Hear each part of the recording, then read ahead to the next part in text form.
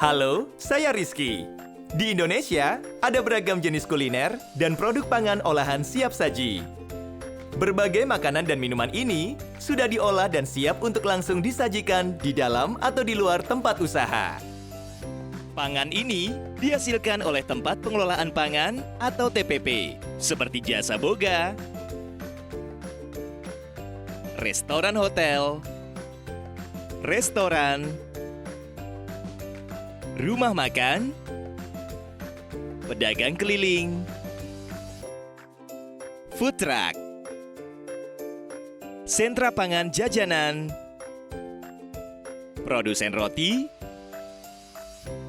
hingga depot air minum. Tempat pengelolaan pangan tersebut wajib memenuhi persyaratan hygiene sanitasi untuk menghindari penyakit akibat pangan. Tahukah Anda, WHO mencatat lebih dari 200 penyakit timbul akibat pangan atau dikenal sebagai foodborne disease. Foodborne disease adalah penyakit yang timbul akibat seseorang mengkonsumsi makanan yang telah tercemar oleh mikroba atau agen. Dan pangan siap saji menjadi salah satu penyebab terbesar kejadian luar biasa keracunan pangan di masyarakat. Faktanya, sejak 2015 hingga 2019, kasus KLB keracunan pangan di Indonesia selalu menunjukkan tren yang tinggi, dengan case fatality rate berkisar di 0,1 hingga 0,48%. Berdasarkan tempat pengelolaan pangannya, secara umum, penyebab KLB paling besar sebanyak 28% berasal dari masakan rumah tangga, dan 28% lainnya berasal dari jasa boga. Jika dilihat dari pengelolaan pangan, umumnya kasus KLB paling banyak terjadi akibat proses pemasakan yang tidak higienis sebesar 37%.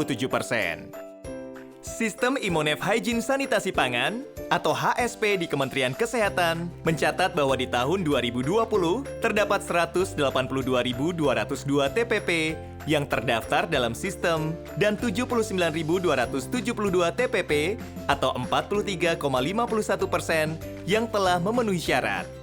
Kabar baiknya, capaian ini telah melebihi target nasional. Untuk mendorong lebih banyak TPP memenuhi standar hygiene sanitasi pangan, perlu dilakukan peningkatan pengawasan guna menjamin keamanan pangan bagi konsumen. Keamanan pangan adalah kondisi dan upaya yang diperlukan untuk mencegah pangan dari kemungkinan cemaran biologis, kimia, dan benda lain yang dapat mengganggu, merugikan, dan membahayakan kesehatan manusia. Untuk memastikan keamanan pangan bagi konsumen, inspeksi pangan dilaksanakan secara rutin di bawah koordinasi Kementerian Kesehatan, sesuai amanah yang tertuang pada beberapa regulasi yang berlaku. Nah, sekarang rekan-rekan sanitarian sudah lebih mengenal pentingnya inspeksi pangan kan? Lalu, apa perbedaan inspeksi yang sebelumnya rutin dilakukan dengan inspeksi pangan berbasis risiko? Inspeksi rutin sebelumnya menitik beratkan perhatian petugas pada tujuan inspeksi, yaitu memastikan TPP memenuhi semua persyaratan hygiene sanitasi. Selain itu, semua TPP akan diinspeksi tanpa melihat faktor risiko. Sedangkan, pada inspeksi pangan berbasis risiko, perhatian petugas adalah untuk melaksanakan inspeksi berdasarkan tingkat risiko yang dimiliki oleh TPP, sehingga dapat menentukan frekuensi pengawasan TPP. Inspeksi pangan berbasis risiko perlu dilakukan karena beberapa alasan, antara lain, jumlah sanitarian yang terbatas, jumlah TPP yang terdaftar semakin banyak setiap tahun, dan tuntutan masyarakat dan konsumen atas jaminan keamanan pangan.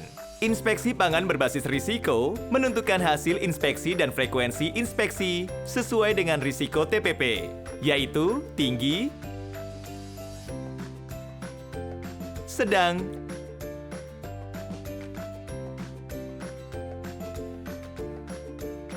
atau rendah. Sedangkan jika tidak dilakukan inspeksi berbasis risiko, maka tidak ada pembeda dalam jumlah dan frekuensi inspeksi TPP. Lalu, bagaimana cara menentukan skor risiko pada inspeksi pangan berbasis risiko? Sebagai contoh, untuk menentukan risiko TPP sebuah kedai makanan yang menjual nasi goreng, perlu ditentukan terlebih dahulu skor risiko pangan dan skor risiko bisnisnya. Skor risiko pangan ditentukan dari profil pangan dan mitigasi bahaya pangan. Sedangkan skor risiko bisnis ditentukan dari ukuran bisnis dan riwayat ketidaksesuaian inspeksi. Total dari skor risiko pangan dan risiko bisnis menentukan skor risiko TPP. Demikian penjelasan singkat seputar pentingnya inspeksi pangan berbasis risiko. Di rangkaian video pembelajaran berikutnya, saya akan mengajak rekan-rekan sanitarian untuk mempelajari lebih dalam proses inspeksi pangan berbasis risiko sesuai dengan petunjuk teknis. Dengan pembelajaran bersama ini, diharapkan rekan-rekan sanitarian dapat menjalankan peran dan tanggung jawab pembinaan dan pengawasan TPP di daerah masing-masing dengan baik. Karena dengan memastikan keamanan TPP dan produk pangan olahan siap saji, kita turut berkontribusi pada keselamatan dan kesehatan konsumen. Sampai jumpa di video berikutnya.